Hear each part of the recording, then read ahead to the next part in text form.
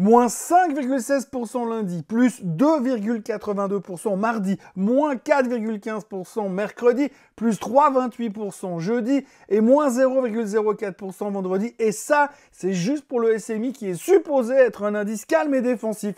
Je vous laisse imaginer comment ça s'est passé sur le Nasdaq ou sur le SOX qui ont officiellement complètement pété les plombs. Je crois que j'ai pas besoin de vous dire que la semaine a été volatile et complètement débile, et tout ça rythmé par les volte-face du président Trump qui a dû confondre la kétamine et le sucre en poudre pour mettre sur les donuts. Toute la semaine aura donc été totalement ridicule en termes de comportement boursier et de volatilité, et le délire aura été mercredi soir. Le top du délire aura été mercredi soir avec l'annonce d'un moratoire de 90 jours pour permettre aux pays ayant un déficit commercial avec les States de négocier et de se mettre en règle avec les délires du président américain. On ne va pas juger ses intentions ou ses décisions, mais toujours est-il que ce qui se passe depuis son investiture et surtout depuis 10 jours, depuis le Liberation Day, aura donc poussé pas mal de monde à tourner la veste sur les prévisions économiques des mois à venir. On fait le point là-dessus, mais aussi et surtout sur la pharma qui en prend plein les dents, et pour pas grand chose de concret, juste après le générique. Je suis Thomas Bayet, bienvenue dans le Swiss Bliss du week-end. Nous sommes le 12 avril et j'espère que vous avez profité du soleil parce qu'apparemment, il sera plus là pendant un moment.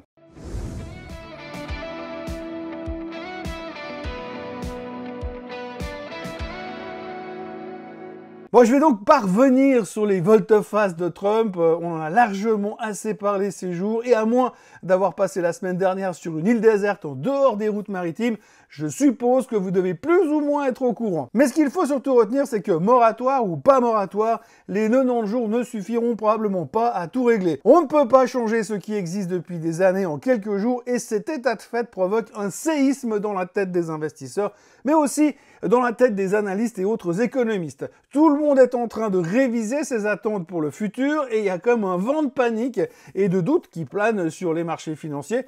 Tenez, on a appris la semaine dernière que les analystes prévoient actuellement une croissance globale des bénéfices des sociétés qui sont membres du S&P 500 de 8% pour les 3 premiers mois de l'année, ce qui est quand même nettement moins optimiste que la croissance de 12,2% qui était prévue au début du trimestre.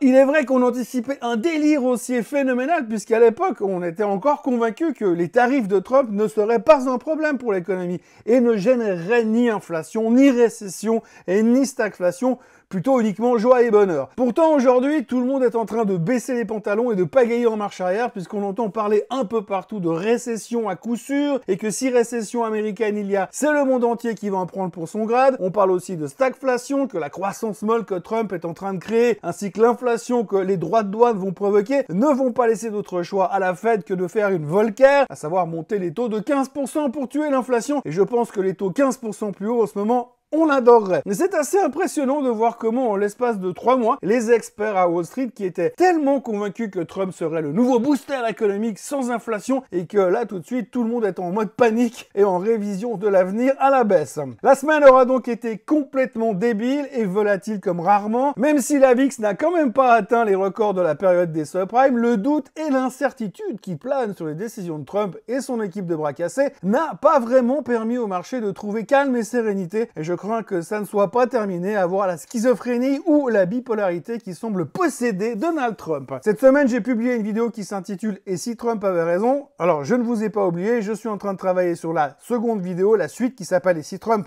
avait tort ?» Mais je dois dire que ça n'est pas simple de parvenir à avoir une vision de l'avenir. Je suis convaincu qu'il y a des opportunités massives dans le marché, mais il faudra aussi être très patient parce que les aftershocks qui vont encore se produire ces prochaines semaines et ces prochains mois risquent d'être très violents. Mais bon, pour l'instant, ce qu'on va essayer de vivre, c'est dans l'instant présent et on retiendra que pour le moment, il y a un moratoire de 90 jours pour tout le monde et que les USA sont en train de se foutre sur la gueule à coups de droits de douane avec la Chine. Bon, vous me direz qu'on préfère que ce soit à coups de droits de douane plutôt qu'à coups de missiles longue portée à tête nucléaire, mais quand même, ça devient pénible. Alors actuellement, je crois, je suis même pas sûr parce que ça change à peu près toutes les 22 secondes, que les deux pays en sont à 145% de droits de douane sauf exception. Et si vous voulez un tout petit exemple des impacts que cela peut avoir, eh ben, vendredi soir, par exemple, Texas Instruments s'est pété la gueule après que les autorités chinoises ont déclaré que les entreprises de semi-conducteurs ayant des installations de fabrication aux États-Unis seraient soumises à des droits de douane de 84% ou plus. C'est surtout le ou plus qui est très sympa parce que ça veut aussi dire non limite. Par contre, l'association chinoise de l'industrie des semi-conducteurs, qui est soutenue par l'État, a exempté quand même plusieurs fabricants de puces, dont Nvidia ou Qualcomm, qui eux externalisent leur production. Et puis en même temps, on a quand même besoin des puces pour l'intelligence artificielle, parce qu'on va quand même pas abandonner l'intelligence artificielle, même dans une crise mondiale. Donc Texas Instruments a perdu 30% depuis le 20 février, et le pire, c'est que s'ils externalisent leur production en Chine, bah, ça va prendre au moins 5 ans pour construire une usine là-bas, et 25 secondes pour se fâcher définitivement avec Donald Trump. Et puis, il y a eu des chiffres économiques. Oui, je sais, vous n'en avez pas entendu parler, mais c'est surtout parce que tout le monde s'en fout. Pourtant, il y a quand même eu le CPI américain, et je dois vous dire que c'est quand même super drôle parce que ils ont quand même réussi à nous sortir un chiffre qui est le plus faible depuis 2021. On est donc dans une semaine en panique maximale parce que l'inflation va exploser à cause des droits de douane, et le CPI, il sort tout faiblard comme s'il sortait de 6 mois de gastro. Et il y a même un économiste qui estime que la baisse du CPI est une véritable surprise à la limite de l'incompréhension. Même en examinant les détails, il ne trouve aucune explication pour la baisse du CPI. Et s'il y a un truc super drôle surtout, c'est que les prix des véhicules neufs à l'intérieur du CPI n'ont augmenté que de 0,1% en glissement mensuel, et ceux des voitures d'occasion ont même baissé de 0,7% sur un mois. Alors au-delà du fait qu'on a fait certains calculs qui laissent à penser que les tarifs de 25% sur les voitures vont coûter 41 milliards par an aux fabricants de voitures qui voudront exporter aux USA, ils vont donc certainement répercuter ça sur le prix des voitures. Et il faudra aussi retenir que le patron de CarMax, gros vendeur de voitures aux States, estimait la veille de la publication du CPI que le prix des voitures d'occasion était en train de s'envoler. Donc visiblement, entre le BLS qui publie le CPI et les vendeurs de voitures, on n'est pas tout à fait d'accord et ils ont visiblement pas étudié les mathématiques de la même manière. Ah oui, et puis encore, hier le PPI s'est également montré très faiblard. Alors oui, tout le monde s'en fout parce que tout le monde pense que l'impact des droits de douane ne s'est pas encore fait sentir puisqu'ils n'ont pas été vraiment mis en place. Mais ça va venir, et c'est ce qui fait peur au marché pour l'instant, parce qu'on ne sait pas, parce qu'on est dans l'incertitude. Bref, pour l'instant, la panique est toujours à nos portes. Donc la crainte est là, on va pas se mentir, et du coup, l'amélioration de l'inflation sera quasiment passée inaperçue. Et pendant ce temps, d'ailleurs, l'indice Trueflation, qui est l'indice live de l'inflation, estime que l'inflation, pour l'instant, est de 1,34%. Donc si tout va bien, ça va vers le mieux. Il faudra juste voir ce qui va se passer avec les droits de douane. Mais est-ce que les gens vont vraiment consommer avec ces prix super beaucoup plus élevés? On peut se poser la question. Peut-être que finalement, on nous prend un tout petit peu pour des cons dans cette histoire. Et puis, puisque l'on parle de chiffres, on notera aussi que la confiance du consommateur version Université du Michigan, qui est une daube sans nom, elle est sortie au fond du trou et on a de quoi s'inquiéter, mais bon, c'est un sondage qui est toujours un peu discutable. Et puis, en même temps que tout ça, eh bien, les premiers chiffres du trimestre sont arrivés hier. Et d'ailleurs, peut-être que ces derniers vont faire diversion pour les semaines à venir. En tous les cas, que ce soit JP Morgan, Wells Fargo, BlackRock ou Morgan Stanley, tout le monde a fait mieux que les attentes de Wall Street. Forcément, les attentes de Wall Street sont devenues tellement basses que c'est comme si on vous demande d'aller sauter par-dessus une barrière de 25 cm, alors que l'année passée, à la même date, il fallait passer 2,20 m en fausse burie. Par contre, il y a une chose qu'il faut retenir pour ces prochains temps, pour ces prochaines semaines, c'est le comportement du marché obligataire. J'en ai parlé hier dans le Morning Bull, et c'est un problème qui devient quasiment obsessionnel pour les marchés et pour l'ensemble des médias financiers. Hier encore, dans sa lettre aux actionnaires, Jamie Dimon, le boss de JP Morgan, a estimé que les fortes turbulences sur le marché des treasuries, qui représentent quand même la bricole de 29 000 milliards de dollars, pourraient donc forcer la Fed à intervenir, sauf si on change enfin les règles bancaires jugées profondément défaillantes. Il critique donc le fait que chaque fois qu'il y a une panique sur les marchés, la Fed doit enfiler son costume de super-héros, puisque selon lui, les réglementations actuelles empêchent les banques de jouer leur rôle d'intermédiaire, ce qui empire les choses à chaque période de stress. On est dans une période de stress, et Dimon exprime qu'il faudrait quand même faire attention, sachant qu'il a vendu ses actions avant la baisse, et puis qu'il avait plus ou moins bien vu le retour de l'inflation, et bien avant que tout le monde commence à en parler, en tout cas cette inflation liée aux droits de douane, on peut lui donner un minimum de crédit. Trump, de son côté, lui, il a rallumé la guerre commerciale avec de nouveaux tarifs avant de faire machine arrière. On connaît l'histoire. Résultat, les rendements sur les treasuries long terme s'envolent, le dollar dégringole, les marchés partent en vrille. Et attention, la Chine reste quand même un gros détenteur du trésor américain, et ils n'ont pas été inclus dans la pause des 90 jours, ce qui pourrait refroidir sérieusement leur envie d'acheter de la dette américaine. En résumé, la Chine boude, les taux longs explosent, le dollar se ramasse et les marchés ressemblent à une piste de luge olympique. On a 7500 milliards de dettes à refinancer en 2025, mais plus personne ne veut en acheter. Super super timing. Et si on ne revoit pas les règles du jeu, eh ben les banques vont rester les bras croisés pendant que l'incendie est en train de se propager. Mais bon, apparemment, ça va, c'est pas grave, parce qu'il y a toujours quelqu'un à la Fed qui peut sortir l'extincteur, mais ça serait quand même bien qu'ils montrent qu'ils sont vivants à la Fed. Mais espérons qu'il ne faille pas attendre le 7 mai et le meeting de la Fed pour avoir des nouvelles. Bon, étant donné la tronche du marché obligataire et du nombre d'articles sur le sujet et des marchés qui sont hyper volatiles, on risque d'en entendre parler un peu plus que les chiffres de LVMH attendus la semaine prochaine. En Suisse, le moral du consommateur s'est quelque peu amélioré le mois dernier. Bon, ça risque de changer le mois prochain, même s'il reste quand même globalement morose. L'indice du climat de consommation est sorti à moins 35 points en mars, se hissant de 3 points au-dessus de son niveau de mars 2024, selon notre fabuleux secrétariat à l'économie que l'on surnomme le SECO. Et pour conclure ce point de situation, j'ai envie de vous dire que nous sommes dans une belle merde, que le marché est au bord de la crise de nerfs, que les gens sont en panique et qu'ils ont complètement oublié leur optimisme du début d'année quand le Bitcoin devait aller à 250 000, quand le S&P 500 devait aller à 7 000 et Nvidia vaudrait 200 $. Aujourd'hui, on a peur, mais la seule bonne nouvelle, c'est qu'il ne suffirait de pas grand-chose pour que ça tourne très très vite. Pas grand-chose comme un accord miracle avec la Chine. Si on prend les performances de la semaine, alors ça veut pas dire grand-chose parce que vous avez vu la volatilité sur les marchés. Néanmoins, le SOX récupère 11%, vous avez Nasdaq qui récupère 7,3%, l'or qui monte quand même de quasiment 7%, et puis vous avez après derrière le Bitcoin qui ne fout rien, le Nikkei qui est en baisse, en fait il ne perd que 0,58%, mais il bouge de 5% dans un sens ou dans l'autre tous les jours. Le pétrole qui est en baisse de 0,79%, toujours relativement faible, ça sauve un peu la thématique de l'inflation. Le DAX qui finit en baisse de 1,3%, tout comme le CAC qui perd 2,34% parce qu'on était un petit peu perturbé à cause de la volatilité décalée sur les marchés américains. Et puis vous avez Shanghai qui perd 3,11%, ça on n'a pas besoin de chercher où est le problème à cause des tarifs douaniers américains. Et le SMI qui est un des pires losers de la semaine avec 3,57%, juste derrière le Hang Seng qui abandonne 8,5% pour les raisons qu'on connaît là aussi. Le SMI se prend une tôle monumentale, principalement à cause des pharma qui se font massacrer. Ça, on va en parler dans 5 minutes, parce que c'est le thème de la semaine qu'il faut un petit peu creuser un peu plus loin que d'habitude. Le SMI, vous avez vu ? Belle unité, bon on a quand même Lonza et Geberit qui s'en sortent, mais sur le reste, vous voyez que tout le monde est plus ou moins en baisse. Alors c'est impressionnant de voir des Zurich qui perdent 6,4%, alors que du coup le dividende devient super intéressant. Logitech de toute façon c'est une tech, personne n'en veut. Richemont ne fait rien malgré la crise avec la Chine. Et puis alors vous avez Novartis qui perd 6,45% sur la semaine, Nestlé qui perd 2,72% sur la semaine, et Roche qui perd 6,88% sur la semaine. Alors quand vous avez ces trois-là qui perdent ces montants-là, je crois que Nestlé représente 23% dans le SMI et que les deux pharma en même temps représentent 30%. Donc vous avez ces 53% du marché qui se font défenestrer, et forcément vous avez un SMI qui se fait éclater la tronche beaucoup plus bas.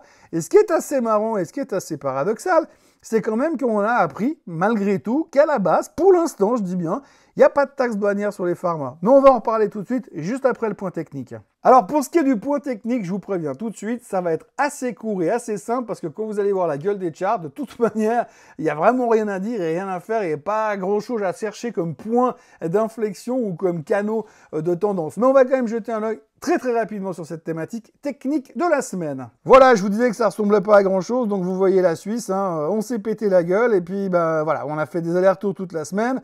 Aujourd'hui, ce qu'il faut surtout regarder, c'est que on est revenu à des points relativement bas sur le SMI, donc on est plus bas que le moment où on a déclenché notre rebond il y a quelques temps, où finalement on a commencé à se réveiller.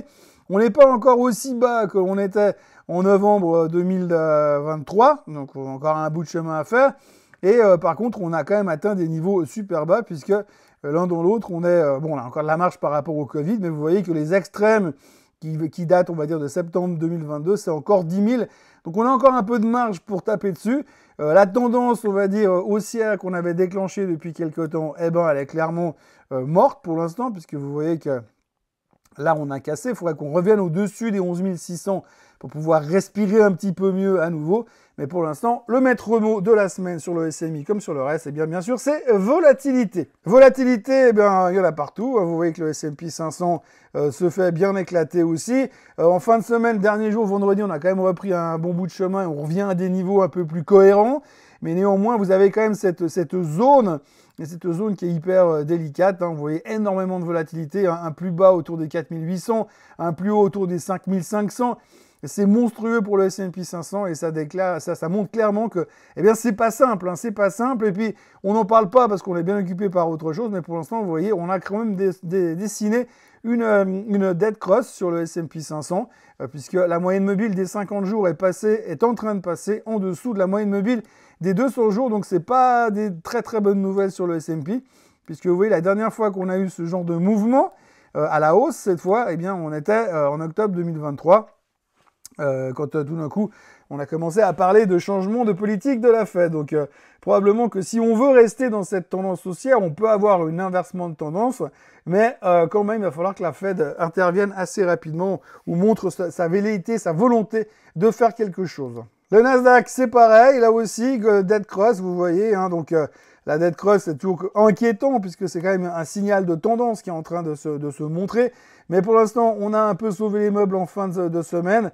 La semaine qui nous attend sera importante et comme je vous le disais en ouverture de cette vidéo, ça peut tourner très vite. Il faudrait simplement qu'on arrive à trouver des arrangements avec la Chine. Je vous montre le semi-conducteur index parce qu'il a pris 10% cette semaine, donc ça vaut quand même la peine d'en parler. Mais quand même, souvenez-vous, hein, on avait cette tendance latérale dans laquelle on était depuis longtemps et là, on est sorti.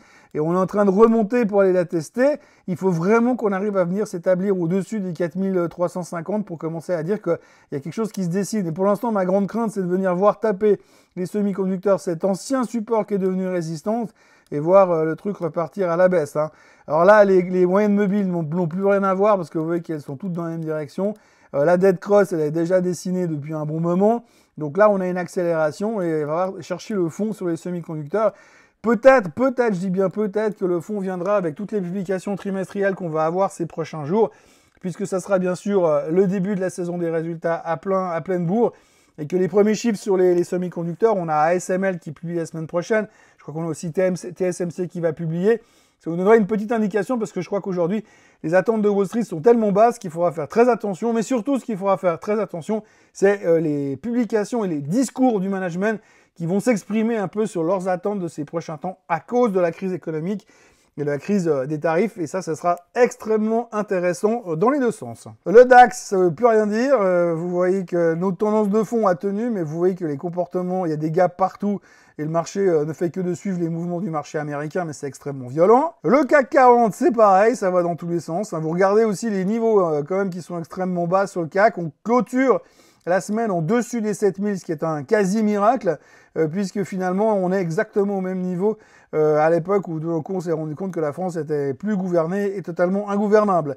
Donc on est à peu près à ces niveaux-là, et ce serait quand même inquiétant que le CAC vienne s'établir en dessous des 7000, surtout avec les brillants politiciens qui aujourd'hui dirigent la France. Quand vous voyez Bayrou qui fait ses discours, on voit vraiment qu'il est au top de sa forme, et on voit qu'il maîtrise vraiment son sujet. Incompréhensible de voir le CAC aussi bas, ne serait-ce que politiquement parlant. Le pétrole, vous voyez que le pétrole, alors ça c'est un des gros arguments au niveau de l'inflation. Est-ce que cette baisse violente du pétrole va soulager un petit peu la thématique de l'inflation? Pour l'instant, on a l'impression qu'en voyant les chiffres, il y a quelque chose qui est en train de se produire.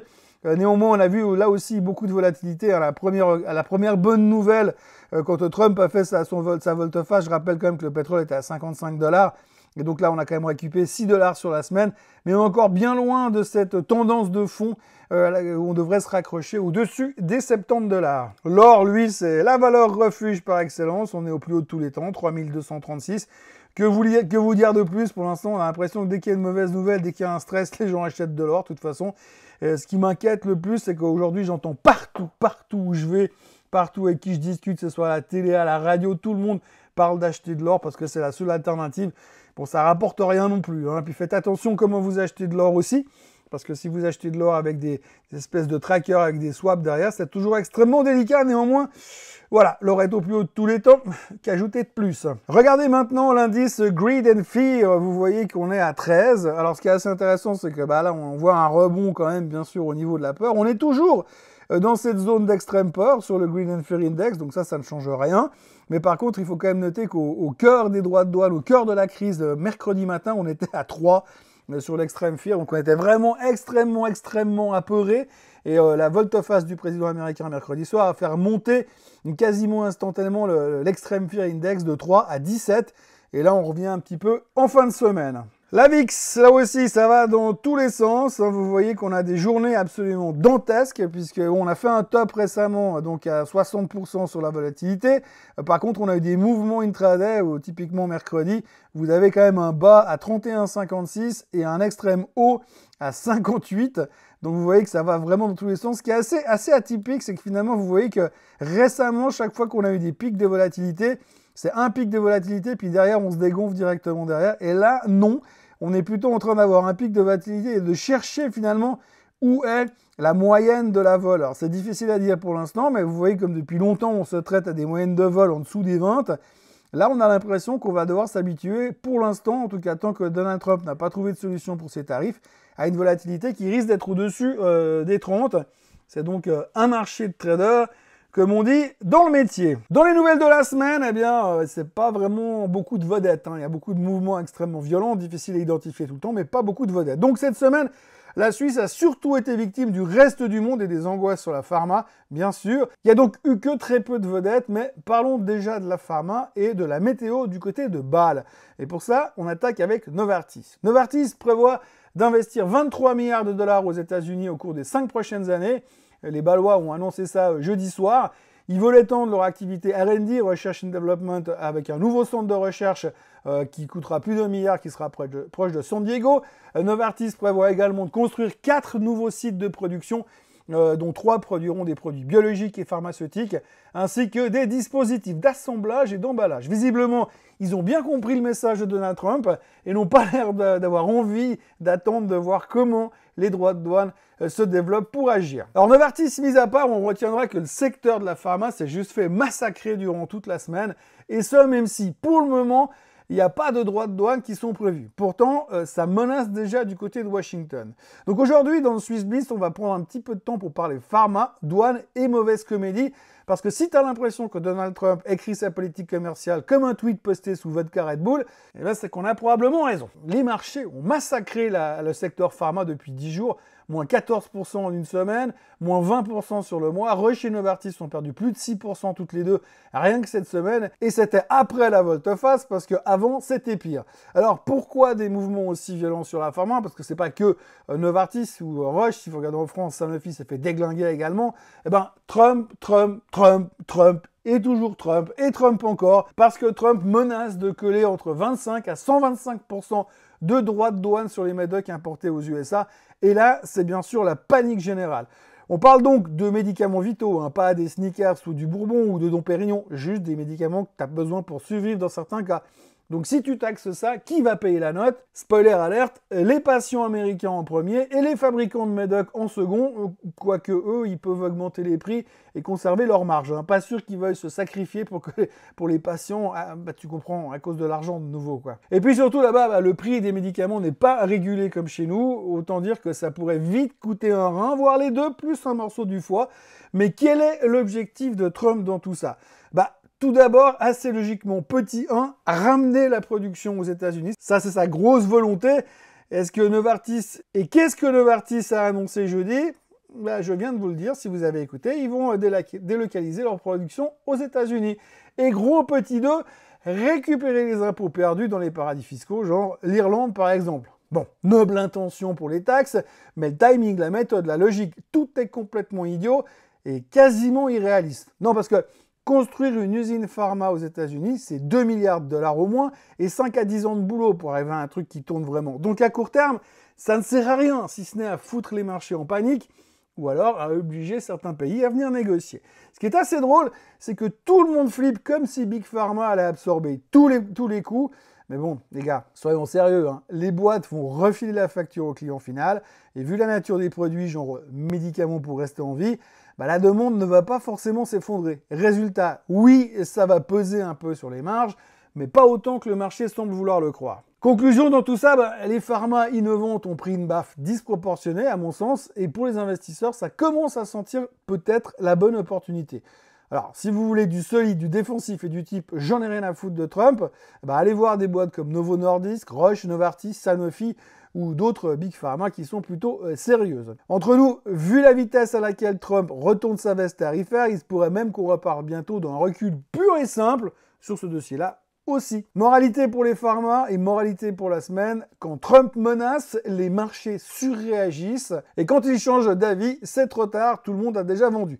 On se souvient de cet adage qui dit qu'il faut acheter quand il y a du sang dans la rue. Bon, adage qui claque beaucoup mieux en anglais parce qu'on dit « buy when there is blood on the street ». Il est peut-être temps de se dire que Roche et Novartis ne vont pas disparaître demain et que certaines baisses débiles du SMI cette semaine ne sont pas étrangères à cette angoisse qui pèse sur la pharma suisse, surtout quand le couple Roche-Novartis représente 30% de l'indice AL2. Alors là, je vous montre 4 graphiques. Je commence avec le bon Roche. C'était à 310, on est à 243. On était allé à 231 au plus bas.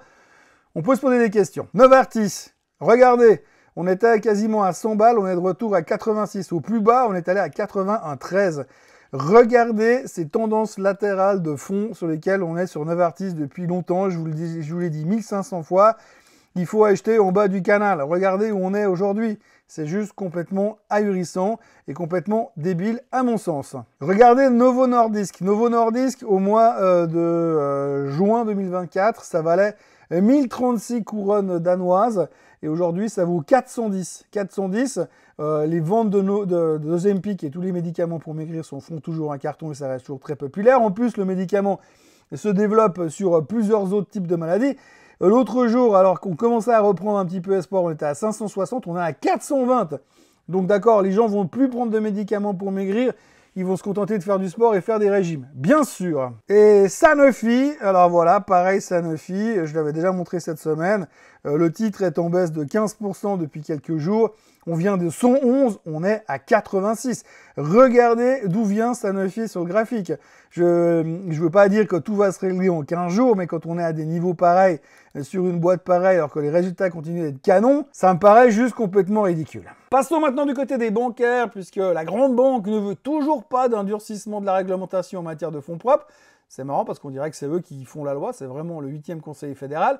On notera aussi que le tribunal fédéral a déclaré irrecevable un recours de la banque contre une décision de la cour d'appel du tribunal pénal fédéral dans l'affaire de blanchiment de l'argent de la mafia bulgare. Ça, c'est encore un truc, une casserole qui traîne du Crédit Suisse. Là aussi, vous voyez le graphique de l'UBS. L'autre jour, on tuait père et mère pour en acheter à 30 balles et aujourd'hui, plus personne en veut à 22.